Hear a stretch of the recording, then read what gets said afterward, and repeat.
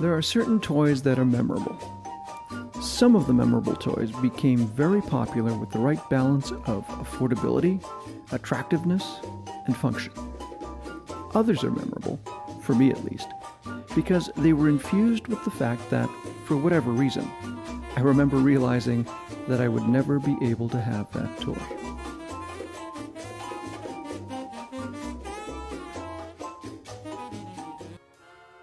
Such was the case with the Crusader 101 remote-controlled car.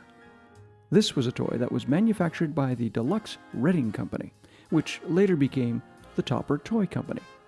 This toy is big, really big. It is 3 feet long, a meter for those of the metric persuasion. The best estimate is that this car is 1/6 scale, and it was expensive. In 1964, the car was $13.99, roughly equivalent to over $100 today. Presenting the Crusader 101. The body's not modeled after any specific car, and was styled by Deluxe Reading. This was done to avoid any licensing issues with automotive manufacturers. The inspiration for the body of this toy can be traced to at least 2 real cars of this era whose styling cues were used and combined to create the final shape of this car. For example, the front view looks to be reminiscent of mid-1960s Pontiacs. The flat-top wheel wells are similar to the Lincolns of the 60s, as is the rear of the car. The side profile is, well, pretty much up for grabs. Your guess is as good as mine, although there are similarities to this Lincoln. So, let's take a look at the car. It has an opening trunk, which contained a spare tire and a working jack.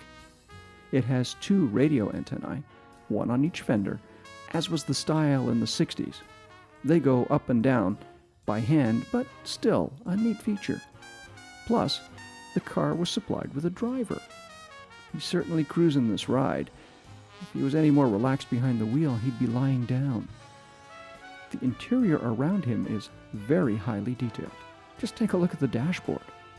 A gauge cluster on the left for fuel, temperature, and amperage. On the right, a speedometer showing a speed of 55 miles per hour, a push-button radio, and temperature controls. Plus, a steering wheel that you can move without any effect on the actual front wheels, a turn signal selector on the steering column, and a gear selector between the front seats that both move without effect. Seating has bucket seats, 2 in front and 2 in the back. This specific car was the second Crusader 101 I was able to purchase. I bought it as a parts car, but it's quite complete. Let's call this car number 2. While being complete, it has an issue shared by many of these cars. You can remove the windshield, as when the toy was originally sold, it was packed separately in the box. It seems to be made of a clear plastic that has some flexibility to it, but over time, it's developed a curve at the top. This seems to be a common issue with this toy. Yet, the first car I purchased, while missing quite a few parts, doesn't seem to have this issue to the extent of the other car. Let's call this car number 1. While I've named the cars in order of my purchase of them, I think that Crusader number 2 is older than Crusader number 1.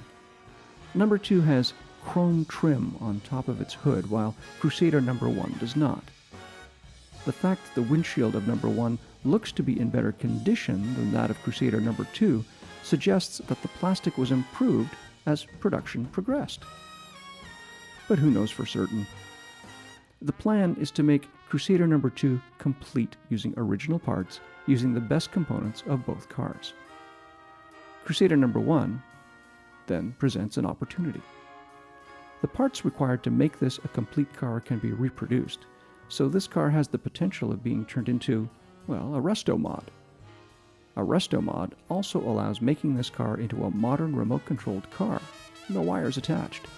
So, step 1, take Crusader number 1 apart and kind of go to school as to how this car is assembled, since this car will eventually be upgraded to modern remote control specifications, and use this knowledge to restore Crusader number 2. Then, Take account of the parts that need to be reproduced to have 2 complete cars. Remove, mold, and cast these parts, or fabricate them. Something for us to ponder for the next installment of the documentation of this project. Until then.